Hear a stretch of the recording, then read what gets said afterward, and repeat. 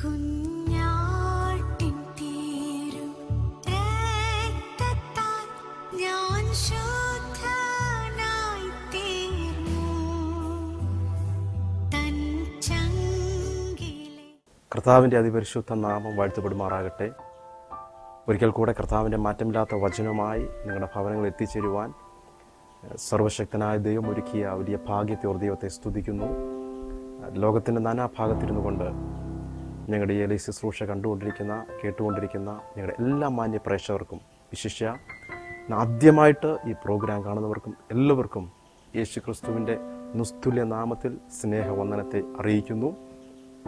നിശ്ചയമായിട്ടും ഇന്ന് പകൽക്കാലത്തെ ശുശ്രൂഷ നിങ്ങൾക്ക് എല്ലാവർക്കും ഒരുപോലെ അനുഗ്രഹവും നിങ്ങളുടെ വ്യക്തിപരമായ ജീവിതത്തിൽ വിടുതലുമായി മാറാൻ പോകുന്നുവെന്ന് ഞങ്ങൾ പൂർണ്ണമായിട്ടും വിശ്വസിക്കുകയാണ്. കഴിഞ്ഞ എപ്പിസോഡുകൾ നിമിത്തമായി ധാരാളം ഭവനങ്ങൾ വിടുവിക്കപ്പെടുവാനിടയായിത്തീർന്നു, അനുഗ്രഹിക്കപ്പെടുവാനിടയായിത്തീർന്നു. പ്രത്യേകിച്ച് കഴിഞ്ഞ ദിവസത്തെ +2 10ാം ക്ലാസ്സിലെയൊക്കെ പരീക്ഷയുടെ റിസൾട്ട് കടന്നു വന്നപ്പോൾ നമ്മുടെ എല്ലാ കുഞ്ഞുങ്ങൾക്കും നല്ല റിസൾട്ട് സ്വർഗത്തിലെ ദൈവം ഒരുക്കി കൊടുത്തു. ആരും തന്നെ പരാജയപ്പെട്ടു പോകാൻ കർത്താവ് അനുവദിച്ചില്ല. എല്ലാവർക്കും പ്രതീക്ഷിച്ചിലും അധികമായിട്ടുള്ള നല്ല റിസൾട്ട് ഒരുക്കി കൊടുത്തു. കർത്താവിൻ്റെ എല്ലാ മാറ്റമില്ലാത്ത വിശ്വസ്തയോടെ ദൈവത്തെ സ്തുതിക്കുന്നു. ഇന്ന് പകലിൽ ബാംഗ്ലൂരിലുള്ള ഒരു കുടുംബത്തിന് വേണ്ടി പ്രത്യേകം പ്രാർത്ഥിച്ചതിന് ശേഷം തുടർന്ന് കർത്താവ് നൽകി തരുന്ന സാവകാശങ്ങൾ, സമയങ്ങൾ തിരുവചനത്തിൽ നമ്മൾ ധ്യാനിക്കാനും ചിന്തിക്കാനുമായിട്ട് പോവുകയാണ്. ഇന്നത്തെ എപ്പിസോഡ് ലോകത്തിൻ്റെ 5 വൻകരയിൽ എത്തിക്കാൻ വേണ്ടി പ്രിയ കുടുംബത്തോട് ദൈവത്തിന് ഇടപെടുകയും ഭൗതിക നന്മയുടെ ഒരു ഓഹരി കർത്താവിൻ്റെ വേലയ്ക്ക് വേണ്ടി മാറ്റിവെക്കുവാൻ അവരുടെ ഹൃദയത്തിൽ ദൈവത്തിൻ്റെ പ്രേരണ കൊടുത്തു. അങ്ങനെയാണ് ഇന്ന് പകൽക്കാലം ഈ എപ്പിസോഡ് പ്രിയപ്പെട്ടവരുടെ പേരിൽ സമർപ്പിച്ച് ടെലികാസ്റ്റ് ചെയ്തുകൊണ്ടിരിക്കുന്നത്. പ്രത്യേകിച്ച് ആ ഭവനത്തിന് വേണ്ടി പ്രത്യേകം പ്രാർത്ഥിക്കാം. പരിശുദ്ധനായ ദൈവമേ, ഞങ്ങളുടെ സ്നേഹമേറിയ സ്വർഗീയ പിതാവേ, ബാംഗ്ലൂരിലുള്ള തോമസ് ഊട്ടി ജിൻസി കുടുംബത്തിന് വേണ്ടി പ്രത്യേകം ഞങ്ങൾ പ്രാർത്ഥിക്കുന്നു. യേശുവിൻ്റെ നാമത്തിൽ ഈ തലമുറയിൽ ഞങ്ങളുടെ മക്കളൊരു അനുഗ്രഹമായി മാറട്ടെ. കർത്താവിൻ്റെ വേലയെ സ്നേഹിച്ച് ഇന്നത്തെ എപ്പിസോഡ് സപ്പോർട്ട് ചെയ്യുവാൻ ആ പ്രിയ ഭവനത്തിൽ, ആ പ്രിയ വ്യക്തിജീവന്റെ ഹൃദയത്തിൽ ദൈവത്തിന് സംസാരിച്ചല്ലോ, ഇടപെട്ടല്ലോ. കർത്താവ് അത് നിമിത്തമായ ഭവനം അനുഗ്രഹിക്കപ്പെടട്ടെ. കർത്താവിൻ്റെ ക്രൂശ് വഹിക്കുകയും താങ്ങുകയും ചെയ്യുന്നവരെ, കർത്താവിൻ്റെ നാമത്തിന് വേണ്ടി നിലകൊള്ളുന്നവരൊക്കെ കർത്താവ് മാനിക്കുന്ന ദൈവമാണല്ലോ. അവരുടെ തലമുറകളെ അനുഗ്രഹിക്കുന്ന ദൈവമാണല്ലോ. എല്ലാവിധ അനുഗ്രഹ നന്മകൾ ആ ഭവനത്തിൽ ദൈവത്തിൻ്റെ ഒരുക്കി കൊടുത്ത് ആദരിക്കണം. യേശുവിൻ്റെ നാമത്തിൽ ലോകത്തിന് 5 വൻകരയിൽ അനേകർക്ക് ഈ എപ്പിസോഡ് അനുഗ്രഹമാകുന്ന കൂട്ടത്തിൽ ആ പ്രിയ ഭവനം അനുഗ്രഹിക്കപ്പെടട്ടെ. പ്രാർത്ഥനയുടെ നന്ദി പറയുന്നു യേശുവിൻ്റെ അൻപുള്ള നാമത്തിൽ തന്നെ, ആമേൻ. തുടർന്ന് കർത്താവിൻ്റെ മാറ്റമില്ലാത്ത വചനം നാം കേൾക്കാൻ പോവുകയാണ്. വളരെ പ്രാർത്ഥനയോടുകൂടെ ആയിരിക്കണമെന്ന് ദൈവനാമത്തിൽ ഓർപ്പിക്കുന്നു. വചന ശുശ്രൂഷയിലേക്ക് നിങ്ങളെല്ലാവരെയും നിങ്ങൾ ഒരിക്കൽ കൂടെ ഹാർദവമായി സ്വാഗതം ചെയ്യുന്നു. കർത്താവ് നിങ്ങളെ അനുഗ്രഹിക്കുമാറാകട്ടെ.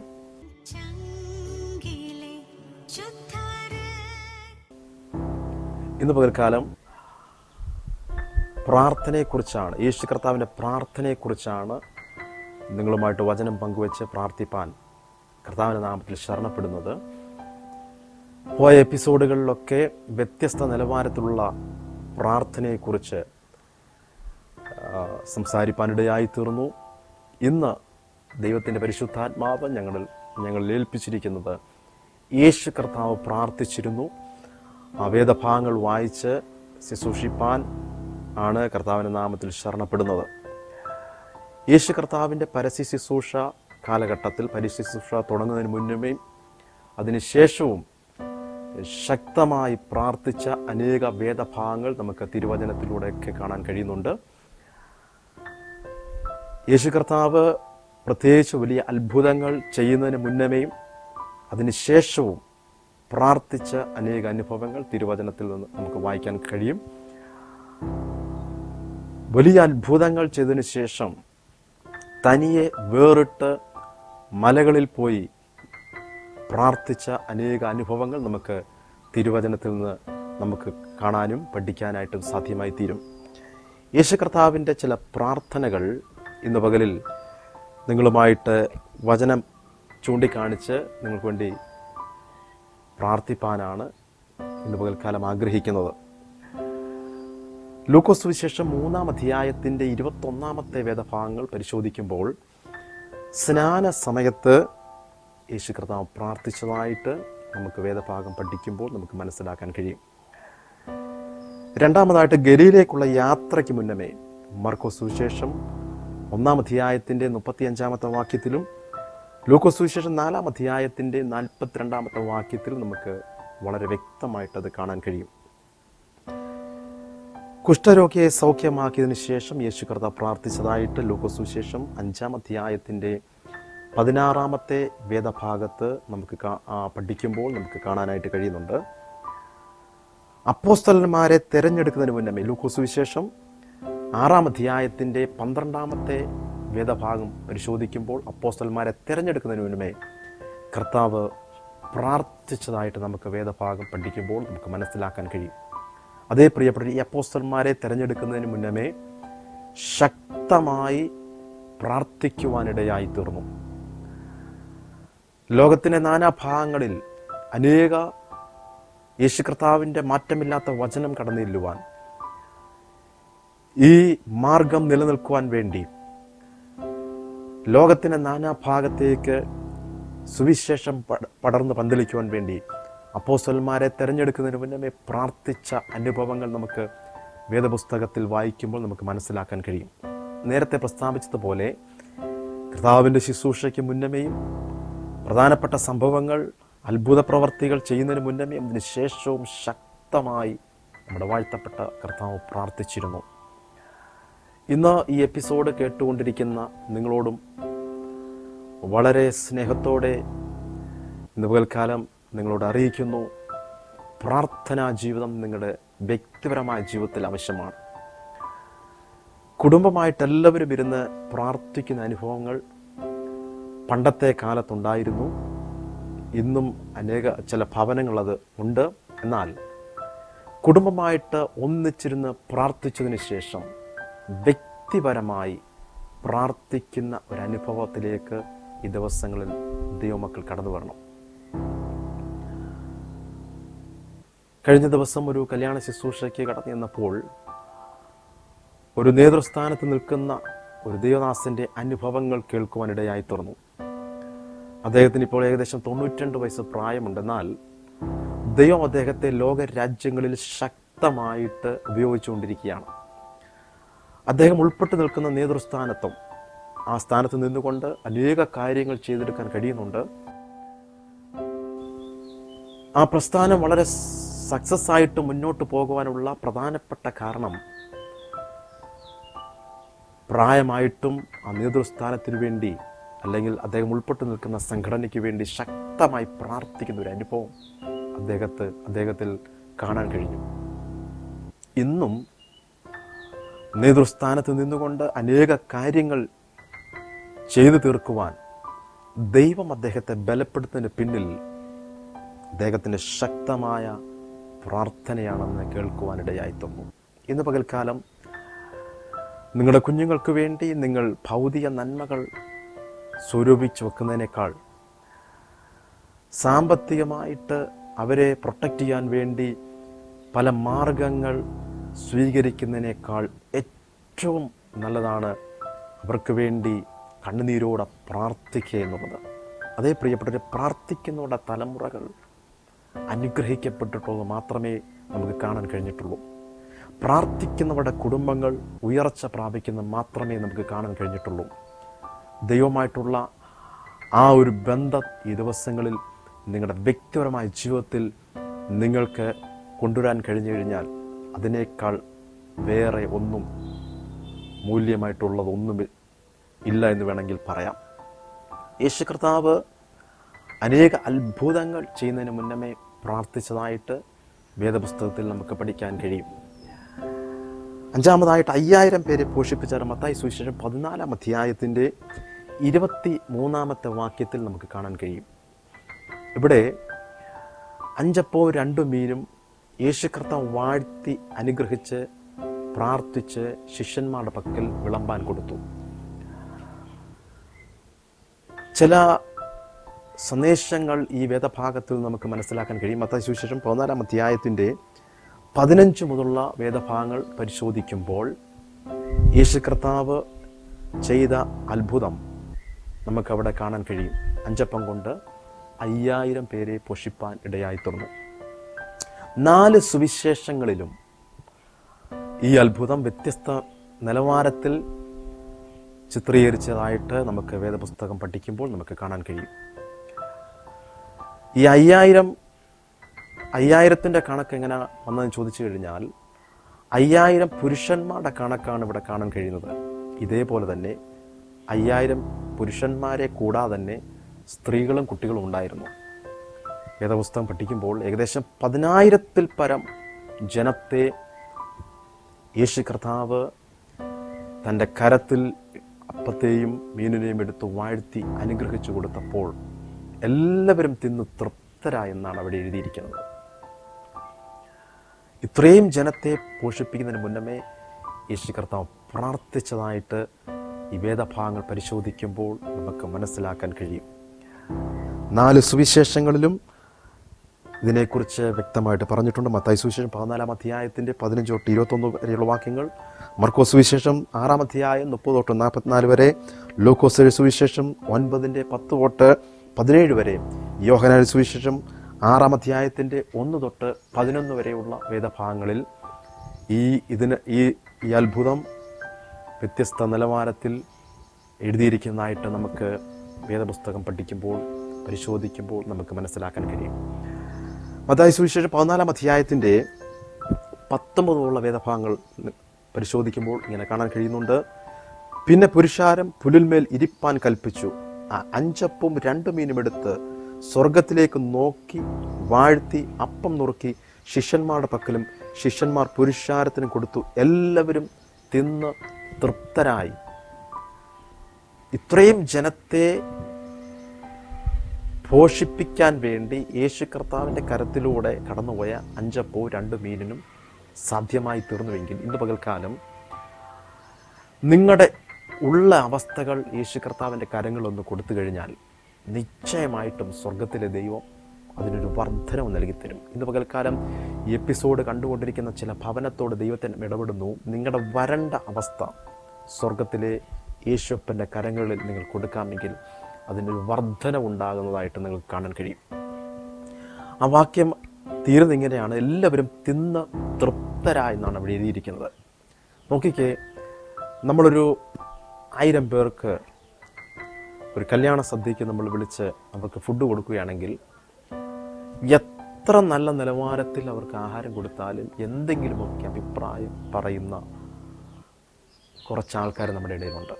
എന്നാൽ എന്തെങ്കിലുമൊക്കെ അഭിപ്രായം പറയും. എന്നാൽ ഇവിടെ ഈ 10,000-കണക്കിന് ജനത്തെ പോഷിപ്പിച്ചപ്പോഴും എല്ലാവരും തിന്ന് തൃപ്തരായി. അതിനൊന്നും ഒരു കുറവ് പറയാൻ കാണാൻ കഴിഞ്ഞില്ല. എന്നെ കേട്ടുകൊണ്ടിരിക്കുന്ന നിങ്ങളോട് ഓരോരുത്തരോടും ഞാൻ ബഹുമാനത്തോടെ പറയുന്നു, യേശു കർത്താവിൻ്റെ കരങ്ങളിൽ നിങ്ങളുടെ അവസ്ഥയെ സമർപ്പിക്കുമ്പോൾ അതിനൊരു കുറവും പറയാൻ കഴിയാത്ത നിലവാരത്തിൽ അതെല്ലാം ഭംഗിയായി നിർവഹിക്കുവാൻ കർത്താവ് മതിയായ ദൈവമാണ്. ഇന്ന് പകൽക്കാലം ഈ എപ്പിസോഡ് കേട്ടുകൊണ്ടിരിക്കുന്ന ചില വ്യക്തി ജീവിതങ്ങളോട്, വളരെ ഭാരത്തിലായിരിക്കുന്ന ചില വ്യക്തി ജീവിതങ്ങളോട് ദൈവത്തിൻ്റെ അറിയിക്കുന്നു, നിങ്ങളുടെ അവസ്ഥകൾ എന്തു തന്നെയും ആയിക്കൊള്ളട്ടെ, ചെറുതോ വലുതോ എന്തു തന്നെയുമുള്ള അവസ്ഥകളായിക്കൊള്ളട്ടെ, കർത്താവിൻ്റെ കരങ്ങളിൽ നിങ്ങളെ തന്നെ ഒന്ന് പരമേൽപ്പിച്ച് കർത്താവ് അതിനെ അനുഗ്രഹിച്ച് നിങ്ങൾക്ക് നൽകിത്തരും. ഒരുപക്ഷെ സാമ്പത്തിക വിഷയത്തിൽ വളരെ ഭാരപ്പെടുന്നവരായിരിക്കാം, ബിസിനസ് മേഖലയിലെല്ലാം തകർന്ന തരിപ്പടമായി ഒരു മുന്നേറ്റത്തിന് വേണ്ടി ആഗ്രഹിക്കുന്നവരായിരിക്കാം. നിങ്ങളുടെ സമയങ്ങൾ കർത്താവിന് കൊടുക്കുക, പ്രാർത്ഥനയോടുകൂടി ആയിരിക്കുക. ഒരുപക്ഷെ നിങ്ങൾക്ക് സാമ്പത്തികമായിട്ടൊന്നും കൊടുക്കാൻ കഴിഞ്ഞില്ലെങ്കിൽ കൂടെ ദൈവസന്നിധിയിൽ നിങ്ങളുടെ സമയങ്ങൾ, വിലപ്പെട്ട സമയങ്ങൾ ഒന്ന് കൊടുത്തു നോക്കിക്കേ, കർത്താവ് നിങ്ങൾക്കൊരു വർധനവ് നൽകിത്തരുമെന്ന് അനേക ഭവനങ്ങളോട് ഇന്ന് പകൽക്കാലം ദൈവത്തിൻ്റെ ഹൃദ്യമായി സംസാരിക്കുകയാണ്.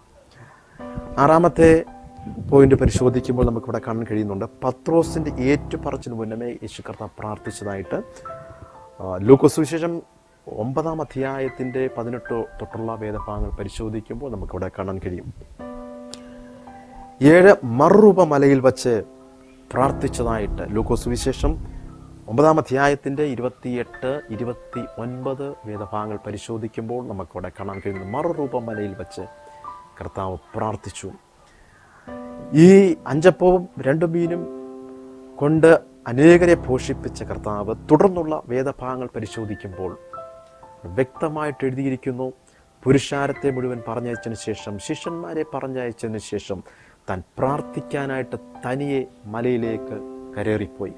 ഒരുപക്ഷെ നിങ്ങളെക്കൊണ്ട് കർത്താവ് വൻ കാര്യങ്ങളെ ചെയ്യിക്കുന്നവരായിരിക്കാം, നിങ്ങളെക്കൊണ്ട് വലിയ ശുശ്രൂഷകൾ കർത്താവ് ചെയ്യിക്കുന്നവരായിരിക്കാം. എന്നാൽ തനിയെ വേറിട്ട് പ്രാർത്ഥിക്കുന്ന ഒരനുഭവം നിങ്ങളിൽ ഈ ദിവസങ്ങൾ ഉണ്ടാകേണ്ടത് ആവശ്യമാണ്. ശുശ്രൂഷ മേഖലയിൽ കടന്നു പോകുന്നവർക്ക് ഒരുപക്ഷെ സമയം ലഭിക്കാൻ കഴിയാത്ത നിലവാരത്തിലുള്ള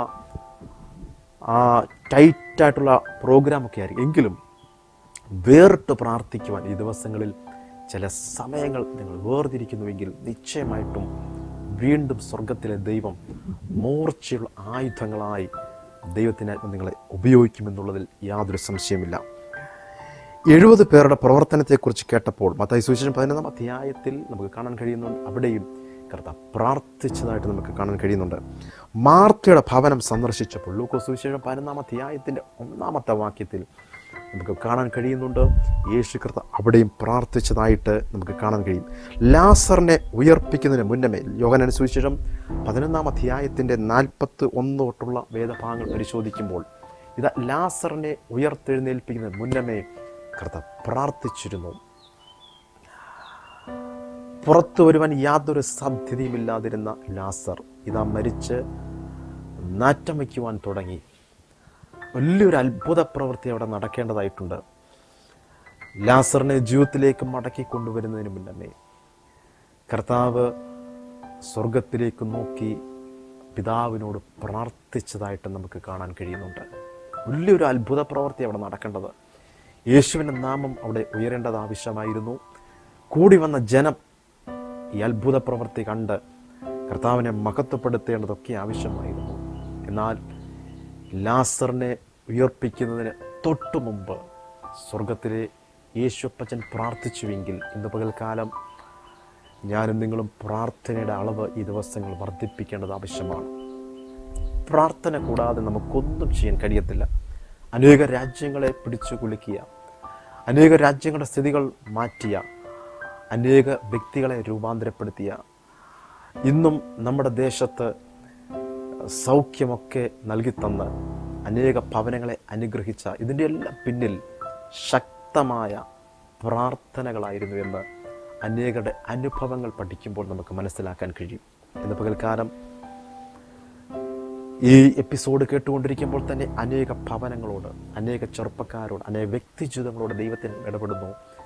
പ്രാർത്ഥനയുടെ ഒരു അവസ്ഥയിലേക്ക് ഈ ദിവസങ്ങൾ നിങ്ങൾ കടന്നു വരുന്നുവെങ്കിൽ നിശ്ചയമായിട്ടും ഒന്നും ഭൗതികമായിട്ട് എടുത്തു പറയാൻ ഒന്നും ഇല്ലെങ്കിൽ കൂടി അനേക സ്റ്റെപ്പുകൾ മുൻപിലേക്ക് സ്വർഗത്തിലെ ദൈവം നിങ്ങളെ ഉയർത്തും എന്നുള്ളതിൽ യാതൊരു സംശയമില്ല. അതേ പ്രിയപ്പെട്ടവരെ, പ്രാർത്ഥിച്ച അനേക രാജ്യങ്ങൾ, പ്രാർത്ഥിച്ച അനേക ഭവനങ്ങൾ, പ്രാർത്ഥിച്ച അനേക വ്യക്തി ജീവിതങ്ങളെ സ്വർഗത്തിലെ ദൈവം ഉപയോഗിച്ചിട്ടുണ്ട്. അനേകരെ കർത്താവ് മാനിച്ചിട്ടുണ്ട്. ഞാൻ നിങ്ങളോട് സ്നേഹത്തോടെ പറയട്ടെ സഹോദരങ്ങളെ, ഇന്ന് ദൈവത്താൽ ഉപയോഗിക്കപ്പെട്ടുകൊണ്ടിരിക്കുന്ന അനേക ദൈവദാസന്മാരെ പുറകോട്ട് അവരുടെ ചരിത്രങ്ങൾ എടുത്ത് പരിശോധിച്ചു കഴിഞ്ഞാൽ അവരെല്ലാം ശക്തമായി പ്രാർത്ഥനയ്ക്ക് വളരെ ഇമ്പോർട്ടൻസ് കൊടുത്തവരായിരുന്നു.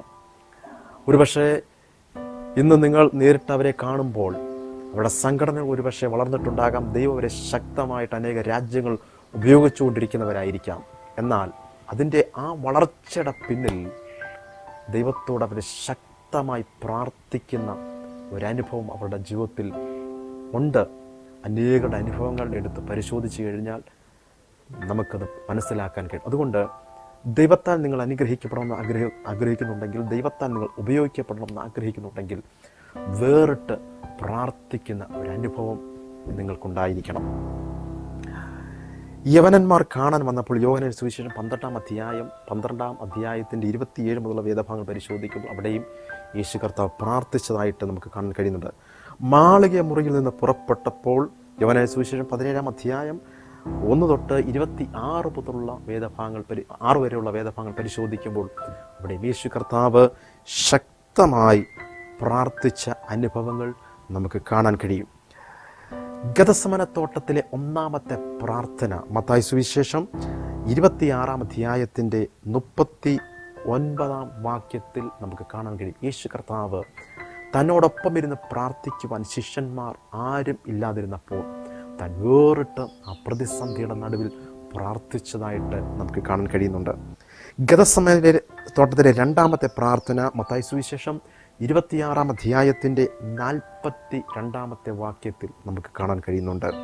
ഗതസമന തോട്ടത്തിലെ 3ാമത്തെ പ്രാർത്ഥന മത്തായി സുവിശേഷം 26-ാം അധ്യായത്തിൻ്റെ 44-ാമത്തെ വാക്യത്തിൽ നമുക്ക് കാണാൻ കഴിയും. ഇവിടെല്ലാം കർത്താവ് വേറിട്ട് പ്രാർത്ഥിക്കുക, തൻ്റെ കൂടെ മുട്ടുമടക്കുവാൻ, തൻ്റെ കൂടെ ശുശ്രൂഷയിലായിരുന്ന ശിഷ്യന്മാർ ഒന്നും ഇല്ലാതിരിക്കെ വേറിട്ട് പ്രാർത്ഥിച്ച അനുഭവങ്ങൾ ഇവിടെ കാണാൻ കഴിയും. അതേ പ്രിയപ്പെട്ടവരെ, ഞാൻ നിങ്ങളോട് പറയട്ടെ, ഇപ്പോൾ നിങ്ങളുടെ കൂടെ മുട്ടുമടക്കുവാൻ ഒരുപക്ഷെ നിങ്ങളുടെ ഭർത്താവോ ഭാര്യയോ കുഞ്ഞുങ്ങളോ ഒക്കെ ഉണ്ടായെന്ന് വരാം.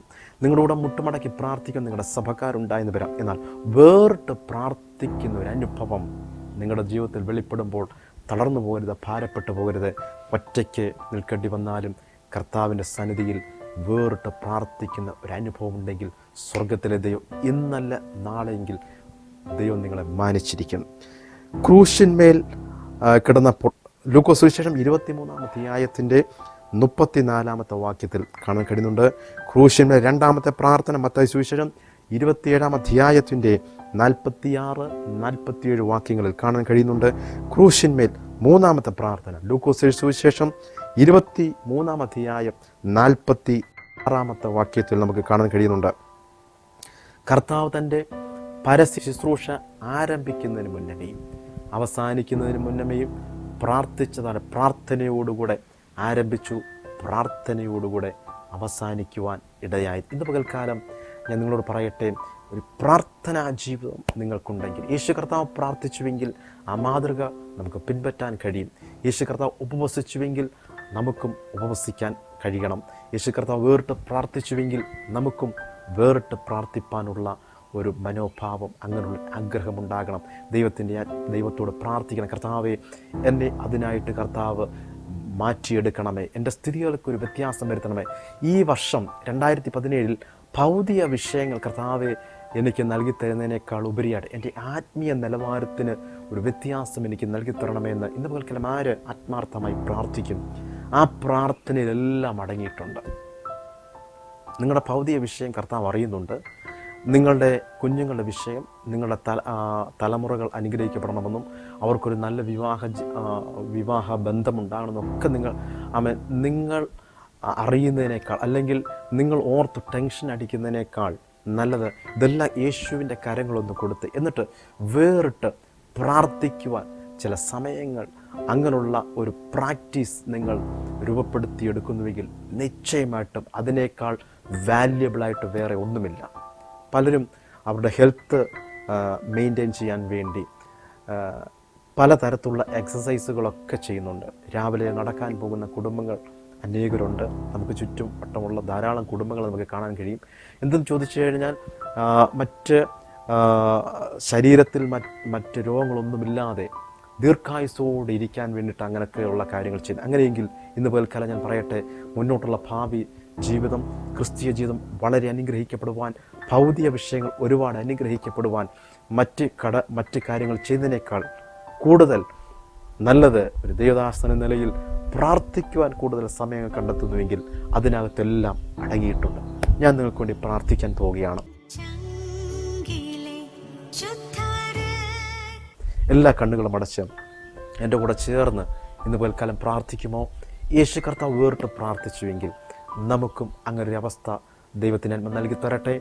എല്ലാവർക്കും വേണ്ടി ഇപ്പോൾ പ്രാർത്ഥിക്കുകയാണ്. എല്ലാ കണ്ണുകളും അടച്ച് ചേർന്ന് പ്രാർത്ഥിക്കുക. പരിശുദ്ധ ദൈവമേ, ഞങ്ങൾ ഒരുമിച്ച് ലക്ഷോപലക്ഷം കുടുംബങ്ങൾക്ക് വേണ്ടി ഇന്ന് പകൽക്കാലം ഞങ്ങൾ ഒരുമിച്ച് പ്രാർത്ഥിക്കുന്നു. പ്രത്യേകിച്ച് ഇന്ന് പകൽക്കാലത്തെ എപ്പിസോഡ് സപ്പോർട്ട് ചെയ്ത ബാംഗ്ലൂരിലുള്ള തോമസ് കുട്ടി ജിൻസി, ഈ കുടുംബത്തിന് വേണ്ടി ഞങ്ങൾ പ്രത്യേകം പ്രാർത്ഥിക്കുന്നു. ഈ തലമുറയിൽ ഞങ്ങളുടെ മക്കൾ അനുഗ്രഹമായി മാറട്ടെ. എല്ലാ കുടുംബങ്ങളെയും ഇന്ന് പകൽക്കാലം ഞങ്ങൾ അനുഗ്രഹിച്ച് പ്രാർത്ഥിക്കുന്നു. കർത്താവെ, ഞങ്ങളുടെ ദേശത്തിനു വേണ്ടി ഞങ്ങൾ പ്രാർത്ഥിക്കുന്ന അനേക ഭവനത്തിനു വേണ്ടി പ്രാർത്ഥിക്കും. വിശേഷിച്ച് ഈ ദിവസങ്ങളിൽ വരും ദിവസങ്ങളിലൊക്കെ പത്രമാധ്യമങ്ങളൊക്കെ റിപ്പോർട്ട് ചെയ്യാൻ പോകുന്ന പ്രധാനപ്പെട്ട ഒരു വാർത്ത, അനേകർ രോഗിയായി, ഡെങ്കിപ്പനി നിമിത്തമായി, അങ്ങനെയുള്ള പകർച്ചവ്യാധികൾ നിമിത്തമായി പലരും മരണപ്പെട്ടു എന്നൊക്കെ പറഞ്ഞുള്ള ആ സന്ദേശങ്ങളൊക്കെ വരാൻ പോവുകയാണല്ലോ. കർത്താവെ, കാലാവസ്ഥയൊക്കെ അടുത്ത ദിവസങ്ങളിൽ മഴ പെയ്യും. അതിനോടുള്ള ബന്ധത്തിൽ ധാരാളം രോഗങ്ങളൊക്കെ കഴിഞ്ഞ കാലങ്ങളിൽ കടന്നു വന്നിട്ടുണ്ട്. എന്നാൽ ഇന്ന് പകൽക്കാലം അങ്ങനെയുള്ള പകർച്ചവ്യാധിയിൽ നിന്നൊക്കെ ഞങ്ങളുടെ അനേക ഭവനങ്ങളെ സ്വർഗത്തിലെ ദൈവം വിടുവിക്കണം. യേശുവിൻ്റെ നാമത്തിൽ അത്തരത്തിലുള്ള പകർച്ചവ്യാധിയാലോ രോഗത്താലോ ഭാരപ്പെടുവാൻ ഞങ്ങളുടെ ഒരു കുടുംബത്തെ അനുവദിക്കലെന്ന് പ്രാർത്ഥിക്കുന്നു. എല്ലാവരെയും ഇത് പകൽക്കാലം യേശുവിൻ്റെ രക്തം കൊണ്ട് മുദ്രയിട്ട് പ്രാർത്ഥിക്കുന്നു. പ്രത്യേകിച്ച് ലോക സമാധാനത്തിനു വേണ്ടി പ്രാർത്ഥിക്കുന്നു. ഇന്ത്യ രാജ്യത്തിനു വേണ്ടി പ്രാർത്ഥിക്കുന്നു. ഞങ്ങളുടെ സംസ്ഥാനത്തിനു വേണ്ടി പ്രാർത്ഥിക്കുന്നു.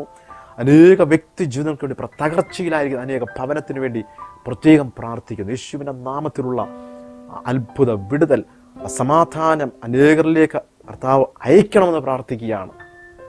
കർത്താവ്, അനേക ചെറുപ്പക്കാർക്ക് വേണ്ടി പ്രാർത്ഥിക്കുന്നു. ആത്മീയ നിലവാരത്തിന് വർധനമുണ്ടാകുവാൻ വേണ്ടി അനേക ഭവനത്തിന് വേണ്ടി ഞങ്ങൾ ഇപ്പോൾ ഒരുമിച്ച് പ്രാർത്ഥിക്കും. ഇന്ന് പകൽക്കാലം ഈ ശുശ്രൂഷ നിമിത്തമായി അനേക ഭവനങ്ങളിൽ അങ്ങ് വിടുതലയച്ച കൃപയ്ക്കായി നന്ദി പറയുന്നു. പ്രാർത്ഥനയുടെ നന്ദി പറയുന്നു. യേശുവിൻ്റെ അൻപുള്ള നാമത്തിൽ തന്നെ. ആമേൻ, ആമേൻ. ഇന്ന് പകൽക്കാലത്തെ എപ്പിസോഡ് നിങ്ങൾക്ക് വളരെ അനുഗ്രഹമായെന്ന് ഞങ്ങൾ പൂർണ്ണമായിട്ടും വിശ്വസിക്കുകയാണ്. തുടർന്ന് അനുഗ്രഹിക്കപ്പെട്ട ഒരു കത്തൂടെ വായിച്ചു കേൾപ്പിക്കുന്നു. എല്ലാവരും വളരെ ശ്രദ്ധാപൂർവം കേൾക്കുക. ദൈവനാമത്തിന് മഹത്വം ഉണ്ടാകട്ടെ. അനുഗ്രഹിക്കപ്പെട്ട ഒരു കത്താണ് ഇന്ന് പകൽക്കാലം വായിച്ചു കേൾപ്പിക്കുവാൻ താല്പര്യപ്പെടുന്നത്. പ്രിയ ബിജു ബ്രദറും ടീം അംഗങ്ങളും അറിയുന്നതിന് എൻ്റെ പേര് പ്രതിഭ എന്നാണ്. പത്തനംതിട്ട ജില്ലയിൽ നിന്നാണ് ഈ കത്ത് ഞാൻ എഴുതുന്നത്. +2 പരീക്ഷയുടെ നല്ലൊരു റിസൾട്ടിന് വേണ്ടി പ്രാർത്ഥിക്കണമെന്ന് ചില നാൾക്ക് മുന്നമേ, പരീക്ഷയ്ക്ക് മുന്നമേ പ്രിയ ബിജു ബ്രദറിനെ ടീം അംഗങ്ങളെ വിളിച്ച് പ്രാർത്ഥിപ്പിക്കുമായിരുന്നു. എൻ്റെ അവസ്ഥ പഠിക്കാൻ ചില സബ്ജക്റ്റിനൊക്കെ ഞാൻ പുറകോട്ടായിരുന്നാൽ പ്രാർത്ഥിച്ചു. ചില വേദഭാഗങ്ങൾ പറഞ്ഞു തന്നു. അതിനുശേഷം വളരെ പഠിക്കാനുള്ള ഒരു താല്പര്യമെന്നിൽ ഉളവാകുവാനിടയായി പരീക്ഷയ്ക്ക് പോകുന്നതിന് എല്ലാ ദിവസവും രാവിലെ വിളിച്ച് പ്രാർത്ഥിപ്പിക്കുമായിരുന്നു. അത്ഭുതകരമായി കഴിഞ്ഞ ദിവസം റിസൾട്ട് വന്നപ്പോൾ നല്ല മാർക്കോടെ, പ്രതീക്ഷിച്ചതിലും നല്ല മാർക്കോടെ പാസ്സാകുവാൻ പ്രിയ പ്രതിഭ എന്ന് പറഞ്ഞ പെൺകുട്ടിക്ക് സാധ്യമായി തീർന്നു. പ്രാർത്ഥിച്ച എല്ലാവർക്കും, ടീം അംഗങ്ങൾക്കും ബിജു ബ്രദറിന് പ്രത്യേകം നന്ദി അറിയിക്കുന്നു എന്ന് പറഞ്ഞുകൊണ്ട് പത്തനംതിട്ട ജില്ലയിൽ നിന്നും ഞങ്ങൾക്ക് എഴുതി അറിയിച്ചൊരു കത്താണ് നിങ്ങൾക്ക് മുന്നമേ വായിച്ചു കേൾപ്പിക്കുവാൻ ഇടയായി തീർന്നത്. നിശ്ചയമായിട്ടും ഈ പ്രോഗ്രാം നിമിത്തമായി, എപ്പിസോഡുകൾ നിമിത്തമായി ഒരുപാട് ഭവനം വിടുവിക്കപ്പെടുന്നു. ഒരുപാട് ഭവനങ്ങളിൽ ദൈവ സമാധാനം കൊണ്ട് നിറയുന്നുവെന്ന് കേൾക്കുന്നതിൽ ഞങ്ങൾ സന്തോഷിക്കുന്നു. നിശ്ചയമായിട്ട് ദൈവം നിങ്ങൾക്ക് നൽകി തരുന്ന വിടുതലിൻ്റെ അനുഭവങ്ങൾ, സാക്ഷ്യങ്ങൾ മൂടി വയ്ക്കാതെ വേഗത്തിൽ കത്തിലൂടെയും ടെലിഫോണിലൂടെയും ഒക്കെ ഞങ്ങളെ വിളിച്ചറിയിക്കുക, എഴുതി അറിയിക്കുക. നിങ്ങളുടെ സാക്ഷ്യങ്ങൾ അനേകരുടെ വിശ്വാസം വർദ്ധിക്കുവാൻ ഇടയായി തീരട്ടെ. അനേകരെ ബലപ്പെടുത്തുവാൻ ഇടയായി തീരട്ടെ. അതുകൊണ്ട് ഈ ദിവസങ്ങളിൽ നിങ്ങൾക്ക് ലഭിച്ചുകൊണ്ടിരിക്കുന്ന വിടുതലിൻ്റെ അനുഭവങ്ങൾ വേഗത്തിൽ യേശു കർത്താവിൻ്റെ നാമത്തിനും മഹത്വത്തിനായി ഞങ്ങളെ അറിയിക്കുക. അടുത്ത ആഴ്ച ഇതേ സമയം ഇതേ ചാനലിൽ വീണ്ടും കണ്ടുമുട്ടും വരെയും അത്യുന്നത ചിറോൻമരവിൽ സ്വർഗസ്ഥനായ ദൈവം എല്ലാവരെയും സംരക്ഷിക്കട്ടെ. എല്ലാവരെയും ഒരിക്കൽ കൂടെ യേശുവിൻ്റെ നാമത്തിൽ അനുഗ്രഹിക്കുന്നു. ആമേൻ, ആമേൻ, ആമേൻ.